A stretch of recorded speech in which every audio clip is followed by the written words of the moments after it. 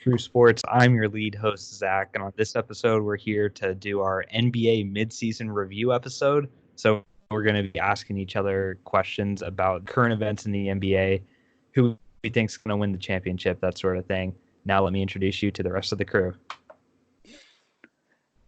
And what's up, y'all? It's Eric here. I'm your ranting co-host and your NFL and NBA guy, and looking forward to this all NBA episode. Let's go. Yeah, it's been a while since we've done an all NBA featured episode. But with that being said, guys, we did put a Twitter thread out on the Clutch Crew Sports Twitter account where we asked people to send us questions. We only got one question here. It was from Icy Chark on Twitter. Go follow him. He's a one of the few Jags fans on Twitter I know. So he's real fun to interact with. He did win our giveaway back like a month or so ago. So he's a big time fan of Clutch Crew Sports, but his question was, who do you like better, Westbrook or Damian Lillard? And I think it's going to come to no surprise to anybody that I'm going to say Damian Lillard. But I found this picture here, and it's kind of got all the different parts of basketball, and it's broken down by who wins, who loses. And this is what just they came up with. They put 7-6 Lillard, and I would probably agree with most of these. Uh, I would probably agree with it being 7-6, but the margins are where I think Damian Lillard wins a lot in, because 3-point shooting, or outside scoring they call it, that's to Lillard, but that's a huge to Lillard. Leadership, same thing. Better scorers, same thing. One-on-one, I mean, we saw that in the playoffs last year. Clutch, no question, it's Lillard. So the ones that Lillard has checked on his name, I totally agree with by a lot. But then there's some for Westbrook's, like the rebounding aspect for him. Yeah, he does have an advantage, but most of those rebounds are, like we said, not impactful type of rebounds. And same thing with the rim protection. I mean, he's more of a rim protector than Damian Lillard, but he's a point guard. How much rim protection are they really going to give? So I don't think it's as close as 7-6. If I had to put it on like a 1 to 10 scale, and like 5 being like a dead even, I would say it's like 7.5 in favor of Lillard, and like 3.5 or 2.5 to Westbrook. But that's just where I stand on this. Eric, where do you stand? Oh yeah, I'm in 100% agreement here. And unlike Zach's, it's because everybody knows with Zach being a Portland fan, it would definitely be no surprise that you picked Damian Lillard. Now, with me being a Thunder fan and Westbrook being a part of the Thunder for so long, most people would probably think I would pick Westbrook. But if I was starting a franchise today and I got to choose between these two players, give me Damian Lillard every time. I'm in 100% agreement about the stats for Lillard being way more advantageous than Westbrook. And I was going to say, if you weren't going to say it on Westbrook, I was going to say on the rim protection, who cares? They're point guards. Yeah. We're not talking about two centers here. So for the rim protection, I really could care less about that. The rebounding, it's not like he's boxing out Joel Embiid and getting rebounds. They're rebounds that are falling into his lap. So they're not really that impactful. And honestly, on defense, I don't even really know if I would agree with that. That's true. I don't really think, I mean, neither of these guys are elite defenders, but I wouldn't really argue that Westbrook is a better defender than Lillard. I mean, he's known for getting torched a lot. So really, I would probably just put that as an even and not give the edge to Westbrook. And then one other thing that's not on here is turnovers. I don't see that on any of these lists. I'm making sure I'm. Yeah, it's on like the right side than the left side. Yeah, so this is my first time seeing this list, so I just wanted to make sure I didn't miss it. But Damian Lillard's a much better ball protector than Russell Westbrook is. Russell Westbrook's known for turning the ball over a lot, and that's usually one of the biggest differences between who wins and who loses in basketball is the amount of turnovers, and then compared to getting the points off of turnovers, which that's a different thing. But when you're turning the ball over a lot, that's not helping. And So I guess I don't really see passing on here. I guess that would probably go more with playmaking, I guess, which they give Yeah. Westbrook the advantage. And so, yeah, Westbrook's going to get more assists and things like that, but he also has a lot more turnovers. So it's not really that beneficial to get a bunch of assists when you're also turning the ball over a lot. So I know there's probably a lot of people that would say Westbrook because of his triple doubles and stuff like that, but I don't really care about that. If I'm starting a team and I can pick between these two guys, I want a leadership quality and I just want an overall ability and clutch ability, which is what Lillard has by far over Westbrook. So Yeah. I mean, you noticed. I mean, obviously, I hated it when Westbrook was on the Thunder, but when you watch these two teams play against each other in the playoffs, Lillard was always getting into Westbrook's head all the time. So, yeah, give me Damian Lillard. I know that might shock people, but that's my pick. No, I think it's a very logical pick, and I didn't even think about the defense aspect, but like Russell Westbrook picks up so many fouls when he plays defense, it seems like, whereas Lillard is never in foul trouble. He never fouls out. But we've seen Russ, especially in the playoffs, pick up a lot of dumb fouls on defense, and that's negative. You can be ultra aggressive, Yeah, and sometimes you win those and get the steals, but if you have 3 fouls in 10 minutes, like, you're going to be missing the majority of the rest of the game. So that's also a huge thing as well. yeah. And I remember I saw a game earlier in the season, and Russell Westbrook actually got 4 fouls in the first quarter. I was wow. like, bro, how did you? First of all, why the coach didn't take him out Yeah, of the no, game? that's By the third foul, I don't know, but yeah, he got 4 fouls in a quarter. I was like, wow, bro. I mean, I wow. know that was like a once in a million type of thing. That's not going to Yeah. happen very often, but still, And like, that's bad. the last thing I want to ask Eric this.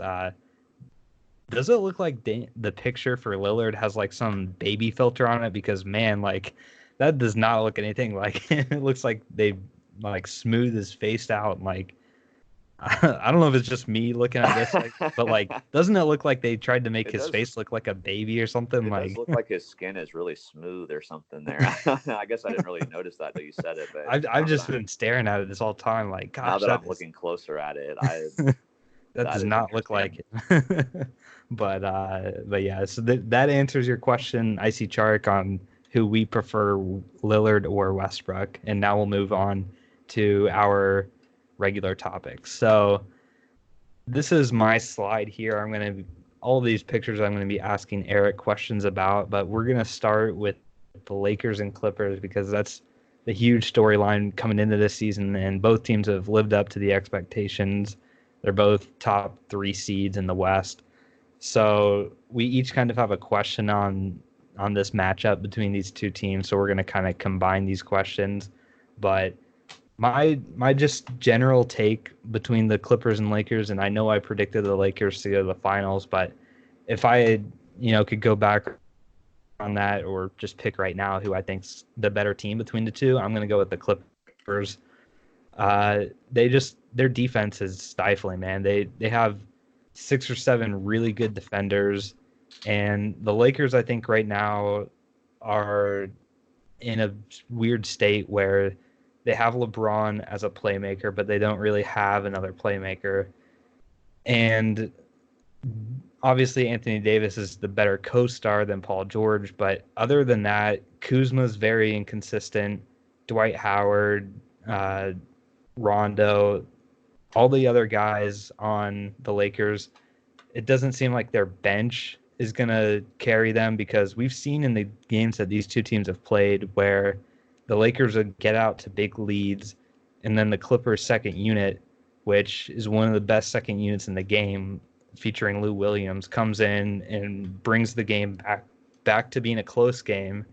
And then at the end of the game, I give a huge advantage to the Clippers because Anthony Davis's fourth quarter scoring this season has been way at the bottom. I think he's only averaging like 2 points in the fourth quarter, and the Clippers, Kawhi Leonard is clutch.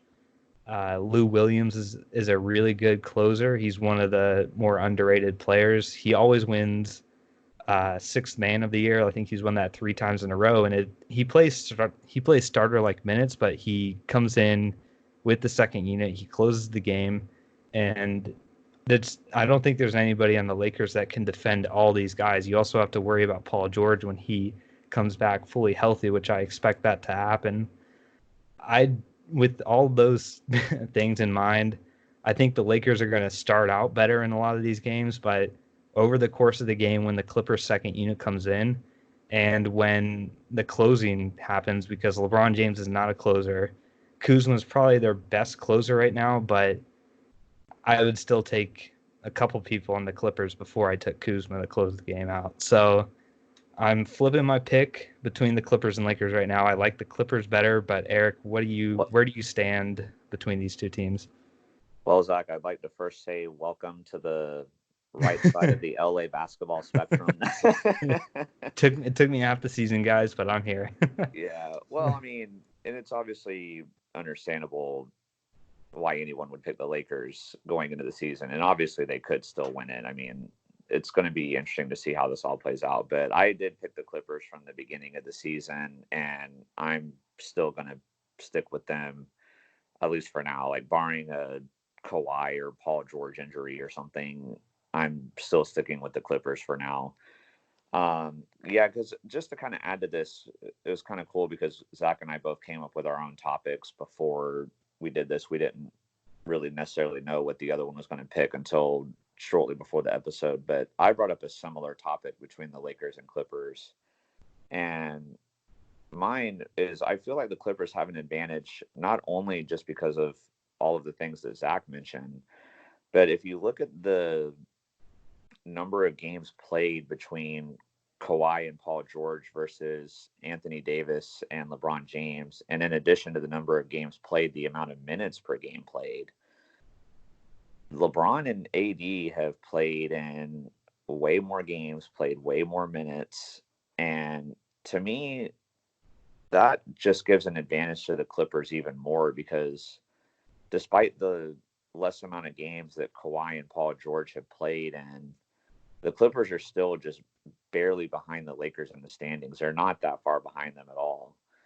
And I think probably if they had played in more games, like if they'd both been fully healthy and played the whole time, the Clippers probably would be ahead of the Lakers in the standings. But overall, the regular season, as we've kind of talked about before, unless you're a team that's fighting to get, into the 7th or 8th seed or something, the playoffs overall, I mean, not the playoffs, the regular season overall really is not that important. So I give the Clippers a huge edge here, because I feel like going into the playoffs, they're going to be much more rested than the Lakers, and that's going to be an advantage. I know in football, we've kind of talked about where having the rest going into the playoffs can be a disadvantage because you get rusty, you don't play a game for 3 weeks. But in basketball, the layoffs of taking a game off is nowhere near as long. So in basketball, I think it's more advantageous to have the rest than to have the overall team experience, overall playing experience. So I'm in agreement with everything Zach said. And then with this minutes advantage as well, I think this gives the Clippers a even more advantage. What about you, Zach? Do you think the minute differential, do you think that's going to be a big advantage? Do you think it's not an advantage, or is it indifferent? What do you think about that? Yeah, I probably don't have it as big of an advantage as you do, but and if I have to look, you can look at this from two perspectives. You can look at it from the Clippers are going to be better because they're going to be rested, or the Lakers are going to be worse because they're not rested. I'm leaning on the side of more so it being the Clippers better because they are rested. Do you kind of understand what I'm saying? Yeah. Okay. That's where that's the exact perspective that I'm coming from here. Because I do think it is kind of important when you have a new team to get that chemistry going. So the fact that the Lakers, they do kind of have an advantage on that aspect where they've played more together as a team than the Clippers because of all the load managing and the injuries.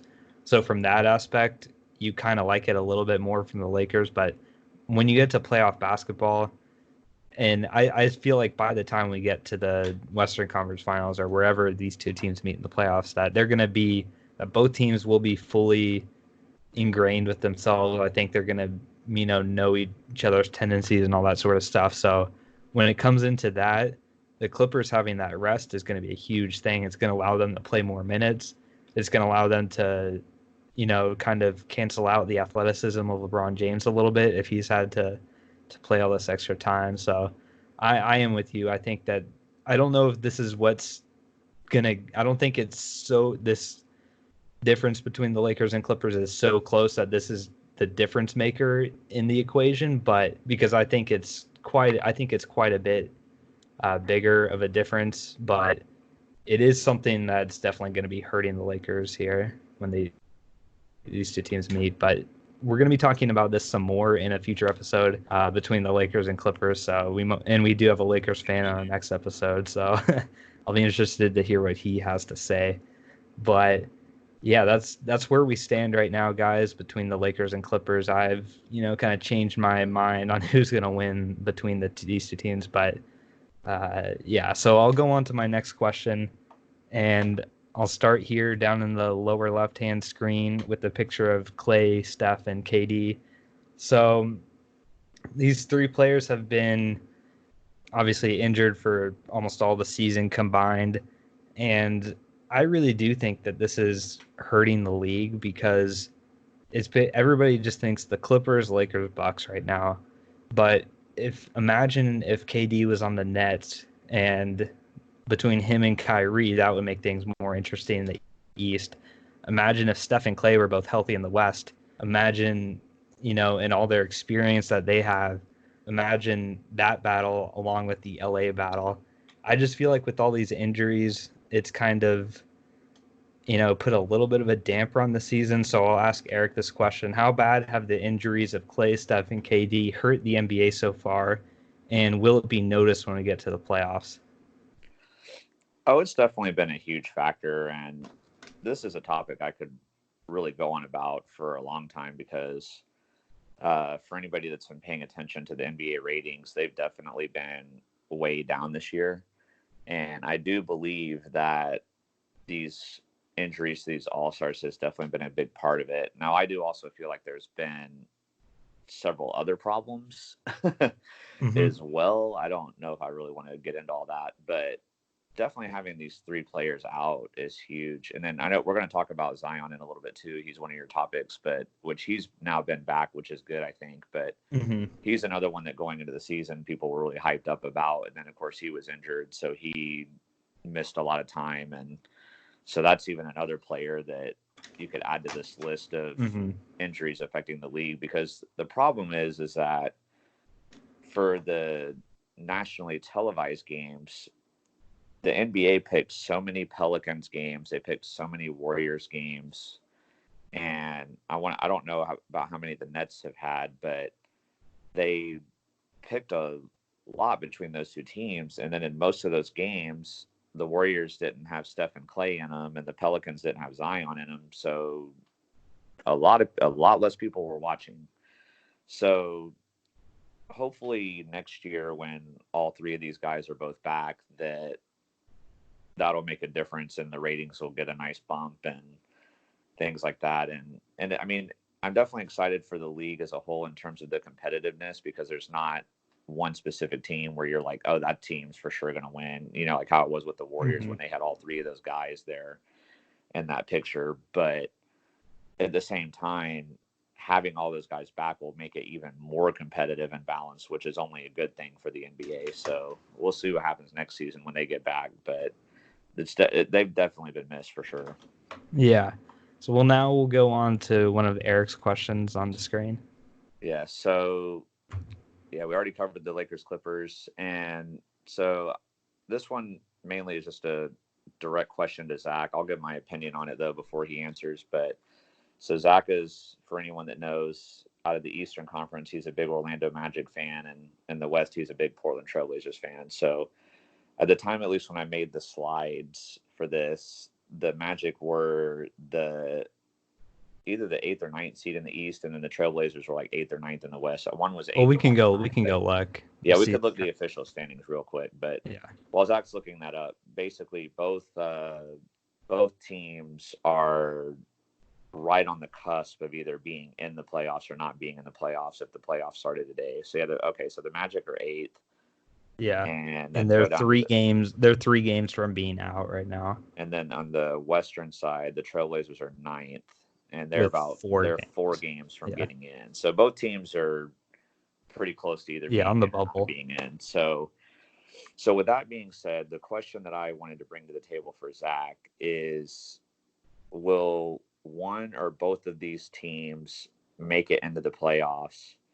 And if either or both teams do make the playoffs, do they have a realistic chance of being able to pull an upset in the first round of the playoffs? So I'm going to start with the Magic.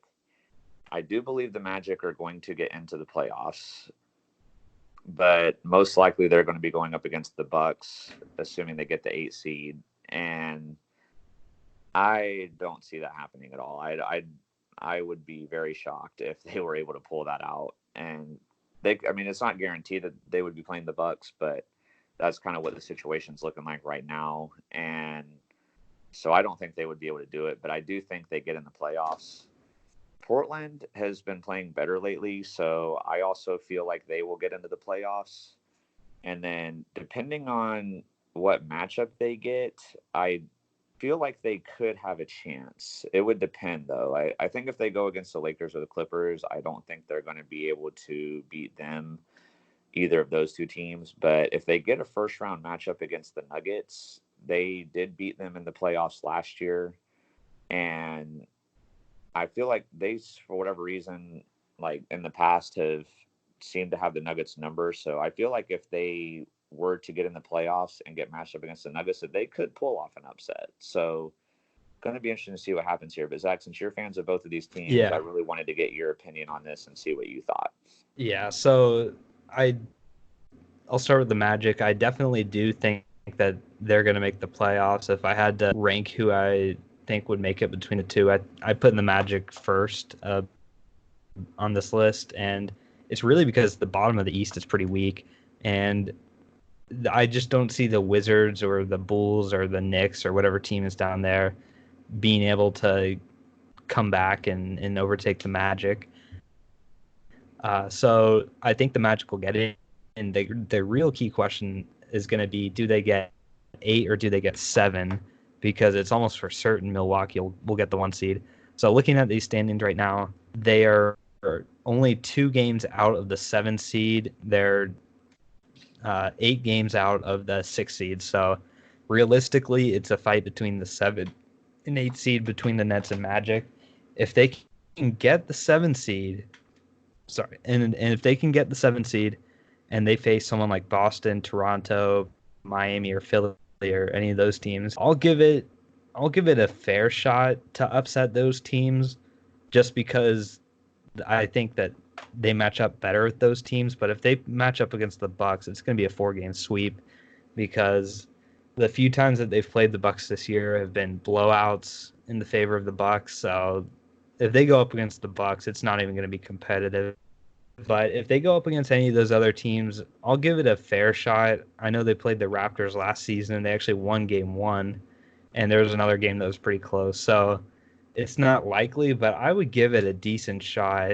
But really the key for them is to get the 7 seed because that will make that first round matchup more entertaining than if they were going to be the 8 seed. And then for the Trailblazers, I do think that they're going to be able to come into the playoffs and get a playoff seed. And I agree with Eric. If they play the Clippers or Lakers, though, it's going to be bad. They're going to lose. But the key for the Trailblazers is right now they've been playing with so many injuries and everything.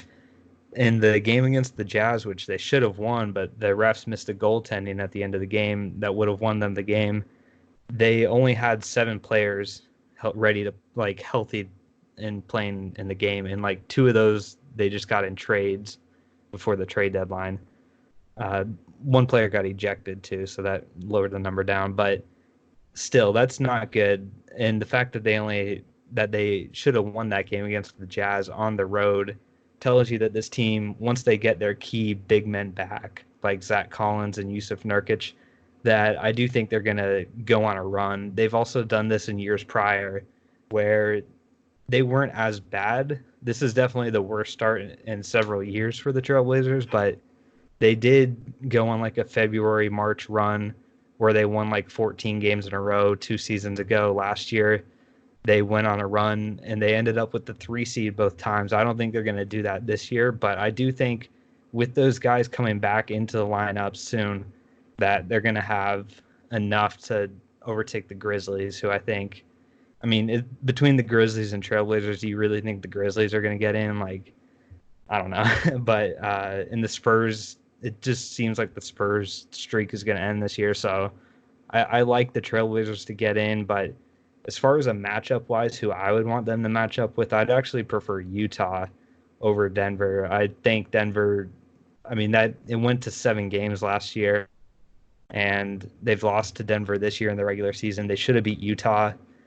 I like the Portland Trailblazers' chances better if they were to play Utah as opposed to Denver. But if they play either LA team, they're going to lose in the first round. But that's where I stand, guys, on my 2 favorite teams.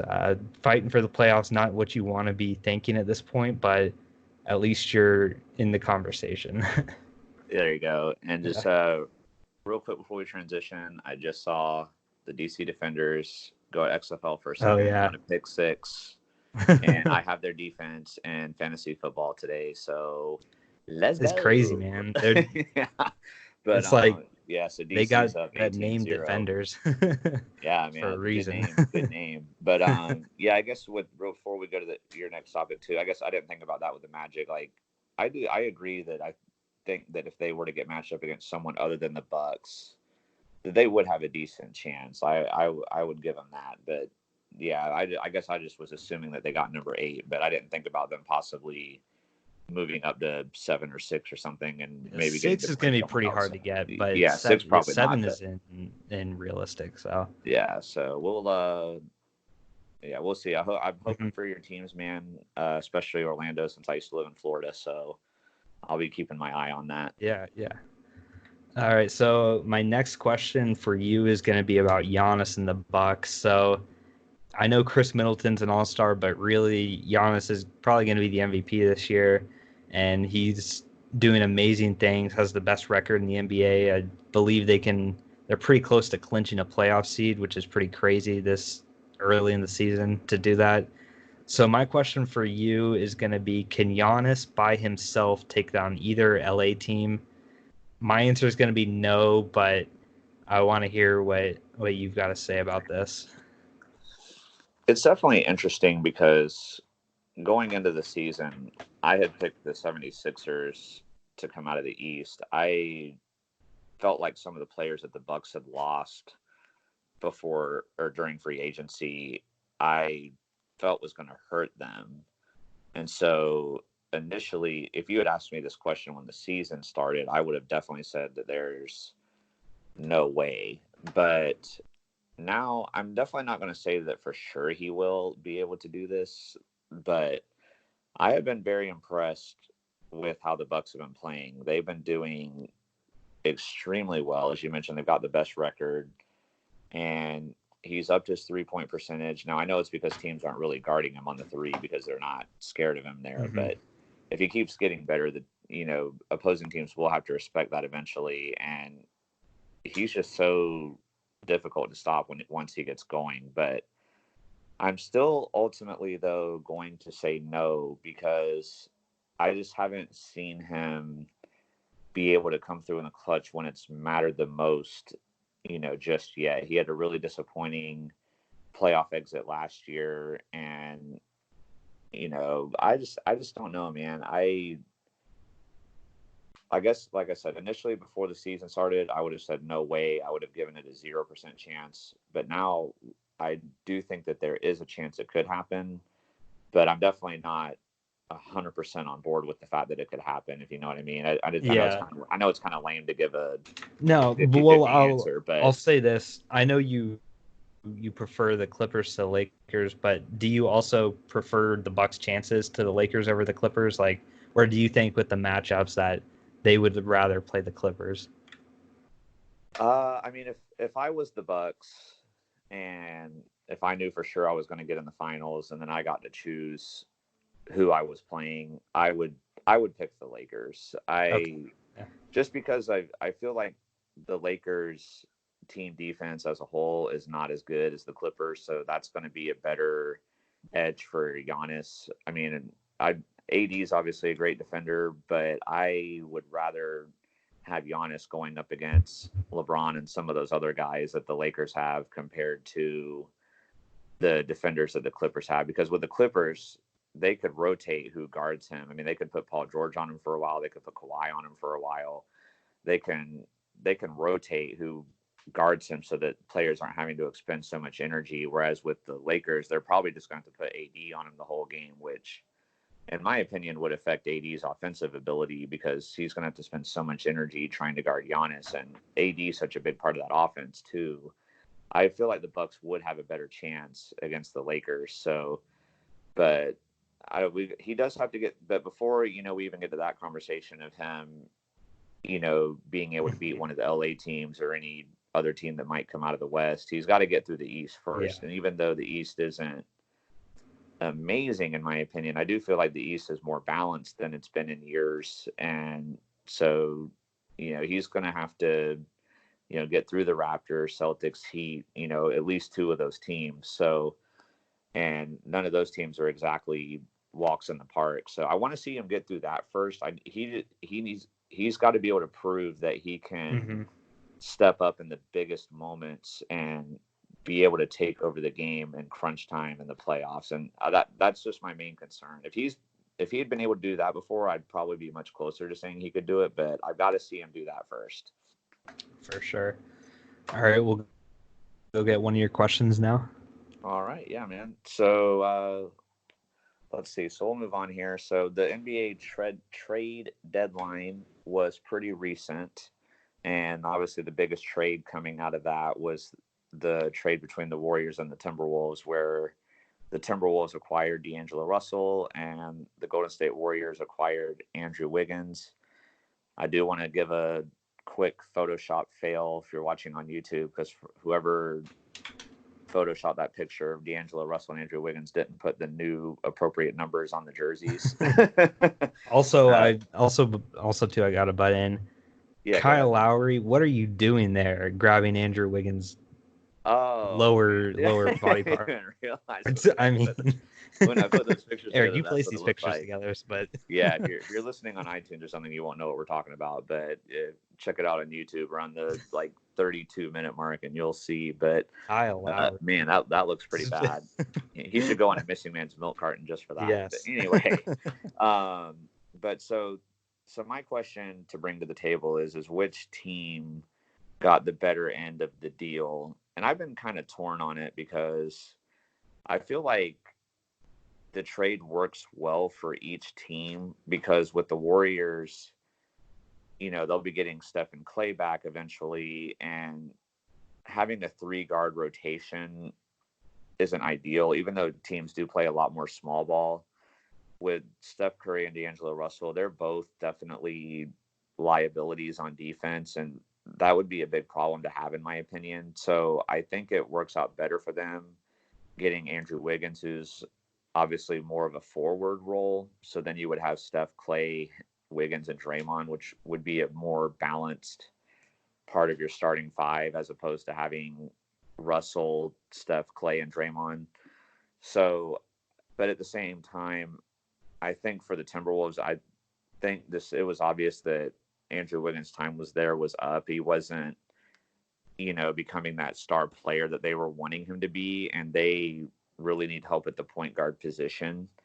So I think getting D'Angelo Russell will be good for them as well. So I'm kind of leaning towards it being more of a split, but I guess if I was going to give an advantage, I'm going to give a slight advantage to the Warriors, just because I feel like having Andrew Wiggins completes their starting lineup a little better. Whereas for the Timberwolves, they lost a starting caliber player, but then gained a starting caliber player. And so they're still kind of in the same position. I think for the Timberwolves, if they can lure in a third, good player to pair up with D'Angelo Russell and Karl Anthony Towns, then that puts them in a good position. But I'm going to give a slight edge to the Warriors here. What are your thoughts on this trade, Zach? Yeah, I'm gonna give it a big win for the Warriors because I love this move so much more for the Warriors than the Timberwolves. The Warriors, obviously, they're tanking this season. They're gonna get a really good draft pick most likely.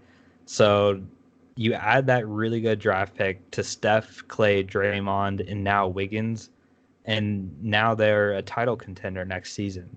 And Minnesota, they pick up D'Angelo Russell, who I've never been a huge fan of personally. Like you said, defensively, he's a liability. And the Timberwolves, I think they're just throwing darts at a dartboard here, trying to get something to work.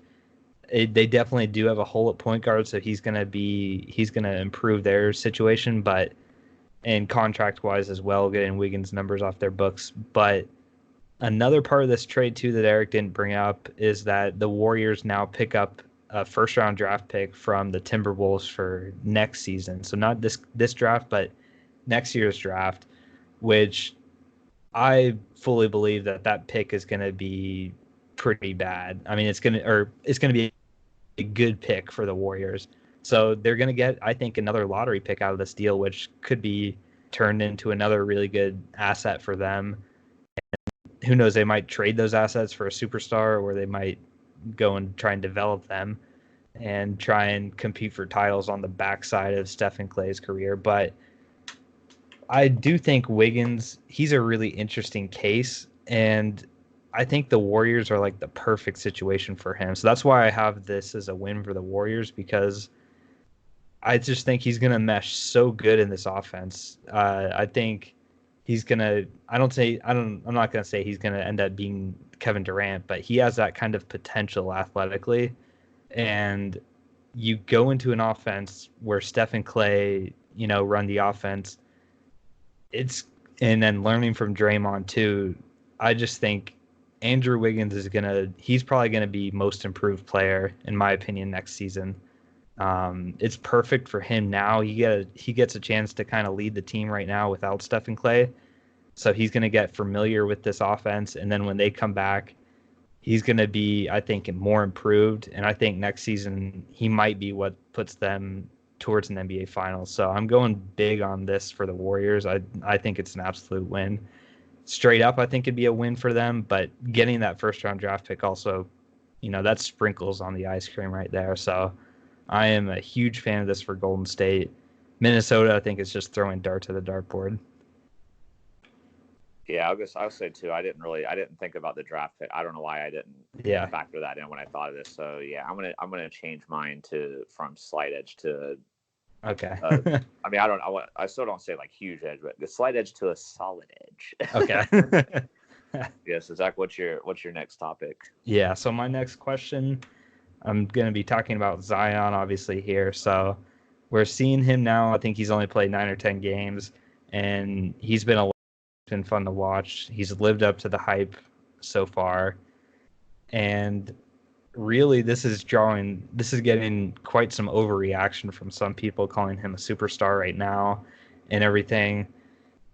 First of all, I'm going to ask this question: does he take the Pelicans to the playoffs? Previously we talked about the Trailblazers. I think they get that 8 seed, so I don't think they go to the playoffs this year.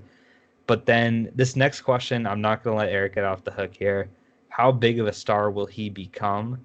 So I want, is he going to have 3 titles? Is that how big of a star he's going to be? Is he going to be one of these guys that puts up huge stats but never wins, like Devin Booker or somebody like that?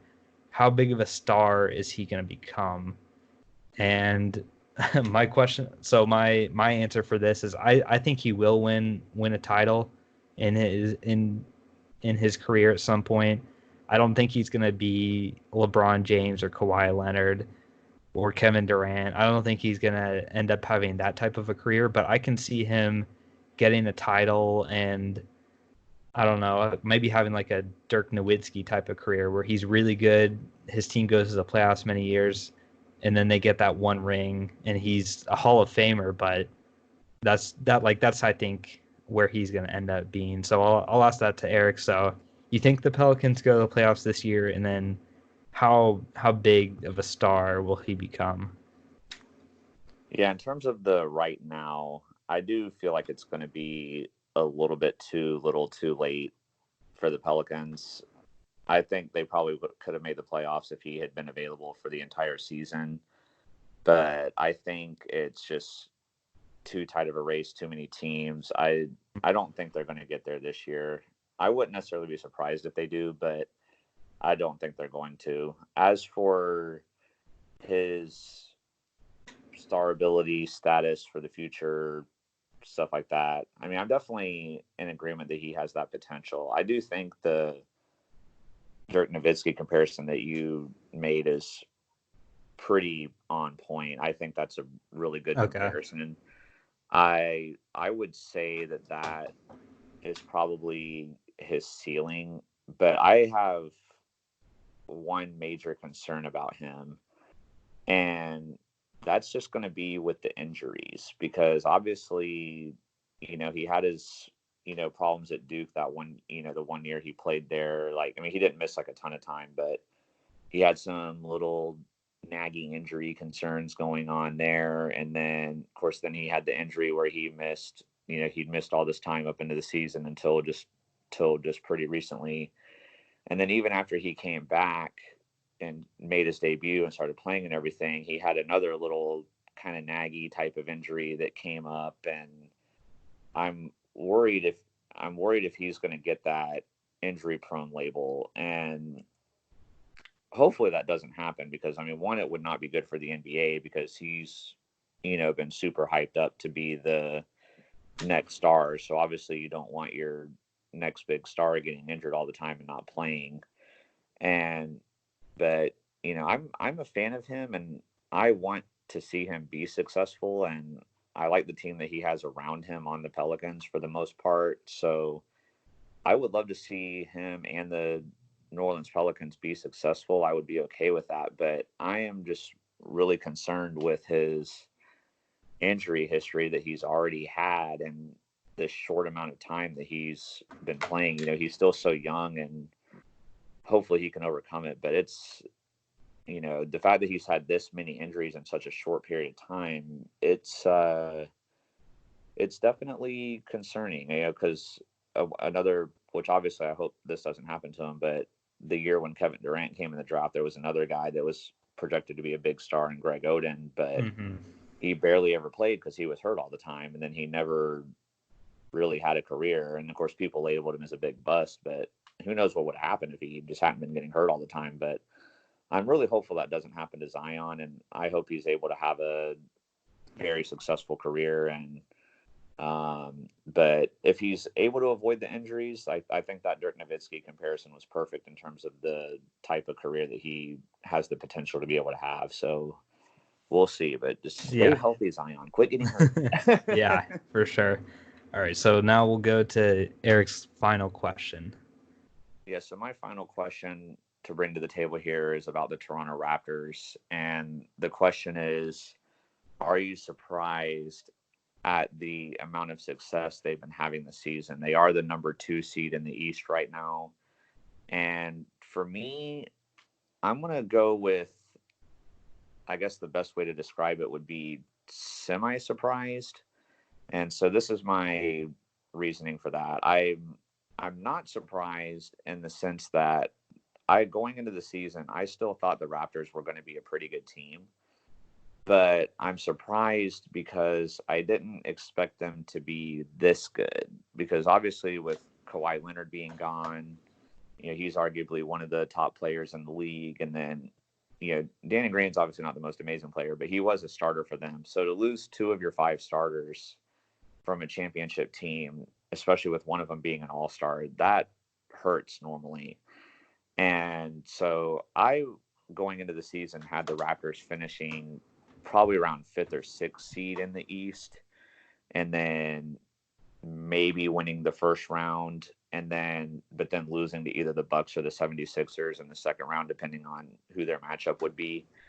But now at this point in the season, them being the number 2 seed in the East, I could definitely see them getting in the Eastern Conference Finals because the 76ers haven't been as good as we thought they were going to be. The Heat have been a surprise, though. They're pretty good, and Boston's been pretty good. So the competition is going to be stiff, but I had them at a ceiling of a second-round exit, but I could see them getting to the Eastern Conference Finals now, which would be better than what I had initially projected them at. So they're playing really well as a team. Kyle Lowry's been doing pretty well. Your favorite player. I mean, I know it's not the playoffs though. That's sometimes when he can disappear. But I guess the big edge I would have for the Raptors though going into the playoffs, to kind of go back to the Giannis thing that we talked about earlier, if the Raptors and the Bucks were to meet up in the playoffs, this is like another instance of me saying that where I said earlier where I want to see Giannis prove that he can come through in the clutch, because while the Bucks on paper may still be a better team than the Raptors without them having Kawhi, the Raptors have the playoff experience. They've been through this. They've won a championship, whereas the Bucks haven't been that far yet. So that would be one edge the Raptors would have on them in a playoff series. Now, like I said, I would think the Bucks would still come out on top, but Giannis has to prove it to me. But anyway, I know I've kind of went in a lot of different directions here, but Zach, I'll ask you the same question. So are you surprised with the amount of success that the Raptors have had this year, and how far do you see them getting? There we go. That's better. Oh my gosh. If you're not watching on YouTube, Zach took Kyle Lowry's face out of the picture that I posted on the screen there. So I did, because the Fred VanVleet and Siakam are much better. I think they're much more the future of the Raptors. But yeah, I'm a little bit surprised, but I know I shouldn't be surprised. The only reason I'm saying I am surprised is because I projected them to finish lower in the standings early season. But the more and more I think about it, the more and more I think of how I really underestimated losing Kawhi, because this Raptors team, even pre-Kawhi, was consistently either the 1 or 2 seed in the Eastern Conference for the previous years before Kawhi coming. So from that aspect, I'm thinking to myself now, like, I should have seen this coming, because you remember back when LeBron was leading the East with the Cavs, but the Raptors usually had better regular seasons than them, or if they did, those were the matchups. It was always the Raptors couldn't get past LeBron and the Cavs, but the Raptors were always the other best team in the East. So I shouldn't be surprised that the Raptors are doing this well, because quite frankly, when have they not done this well? Not aside, take a while out of the picture. It's been a while since the Raptors haven't had success, but like you said, Eric, when it comes to the playoffs, if they play Milwaukee and win that, yeah, I would be surprised for sure. But yeah, they're not my biggest surprise of the season, but they are a little bit of a surprise, because I expected certain teams to be better. I expected Brooklyn to be better, Indiana, Philadelphia especially to be better than them. So maybe it was wrong on me to forget how the Raptors did pre-Kawhi, but I had to block out Kyle Lowry. And I guess the other question is to follow up would be, when the playoffs do arrive, will we see Kyle Lowry on a missing persons milk carton again? You can bucket.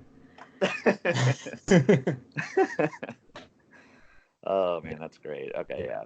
Right, so my final question now, this will be the final question for the episode, but it's going to deal with the 76ers, Ben Simmons and Joel Embiid. So before I'll say the question and I'll give my answer, but so the question is, how far do the 76ers need to go in the playoffs to justify not breaking up Embiid and Simmons? And my answer to that is going to be, they need to go to the finals. I don't even think Eastern Conference Finals is sufficient enough, because this is now 2 or 3 seasons where they've supposedly had the best player in the East, Embiid, and the better co-star with Ben Simmons. And from a basketball perspective, I'll explain why I don't think this pairing is going to work out. I don't think they're going to reach the finals. So if they don't reach the finals, I would expect them to trade Embiid and get a lot, obviously, out of that trade, but it's not working between Embiid and Simmons because their games don't mesh. Simmons, while he's labeled a point guard, he's not a normal point guard because he doesn't take 3-point shots, and that hurts him because they're both kind of in the paint. They're both kind of running into each other in where they want to be on the court and feel natural on the court, because Embiid, he needs to be down on the low block, bullying people to the basket. If you get him down in the paint, that type of area, he's lethal. But instead, what tends to happen is, since Ben Simmons is such a horrible 3-point shooter, he just doesn't want to try. He has to go out on the perimeter, and that's just not working with this team. So I think either Ben Simmons needs to, I don't know who they keep and who they get rid of, but if I were running the team and they don't make the finals, I would trade Embiid, just because I think with the injuries, I think he's more of a wild card. Ben Simmons, I think is safer in the long term, but Embiid's the better player, but I'd still trade him. Their play styles just don't mesh, and if they lose again in the Eastern Conference Finals or semifinals or something like that, I don't know what they expect to happen next year and be different when you still have Giannis in the East.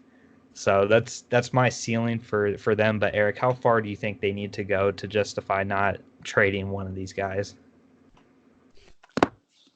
Oh, sorry, my phone fell over. uh, I don't know if they need to get to the NBA Finals to justify not breaking them up, but I'm in a similar agreement with you, though, in terms of the fact that really I think they do need to be broken up. But I know for the case of the 76ers management, you got two supposed stars, you don't want to break that up when getting good talent can be hard to come by. But if it was me, though, this is where I'm going to disagree. I would trade Ben Simmons, because I guess just like if I was running a team, I want my point guard to be able to do more than just pass and make layups. I mean, I want my point guard to also be able to hit the deep shot, be able to spread the offense around and do things like that. I'm really not a fan of Ben Simmons at all. I'm not a fan of his game. If he wasn't so tall, I think he would be garbage in the NBA, but his height for the point guard ability is what gives him such an advantage. But I'm just overall not a fan of him. And if I was the 76ers, I would keep Embiid and just try to get get a more pure point guard on the team, and just get some other people that can shoot. And then, like you said, let Embiid be able to go do his thing in the paint, because that's where he's more dominant. Now, I do agree, though, obviously Embiid has had the injuries, and there's always that concern. But I don't know, man. If I was the 76ers management, I would do it. I was surprised at that huge contract they gave Ben Simmons. When I saw that, I did not agree with that at all. But of course, I'm not a fan of a lot of the contracts that a lot of these NBA players get. But I was especially not a fan of that one. So if I was the 76ers, unless they win a championship, unless they somehow win the championship, which I highly doubt at this point, I'm going to also, before we get to the end here, I'm going to kind of do like Zach did. Zach switched his Western Conference final pick from the Lakers to the Clippers. Well, I'm changing my Eastern Conference final pick from the 76ers to the Bucks, because while the 76ers are still a good team, they definitely have not been what I thought they were going to be after re-signing Tobias Harris and after bringing in Al Horford. Even though they lost Jimmy Butler, I still figured they were going to be especially with the pieces the Bucks lost, I thought for sure the 76ers were going to be the best team, and they have definitely not lived up to that. So I guess that's my take on it. I have a similar feel with where they need to get in the playoffs, just maybe not to the finals for the justification. But if I'm trading one, I'm trading Simmons and not Embiid.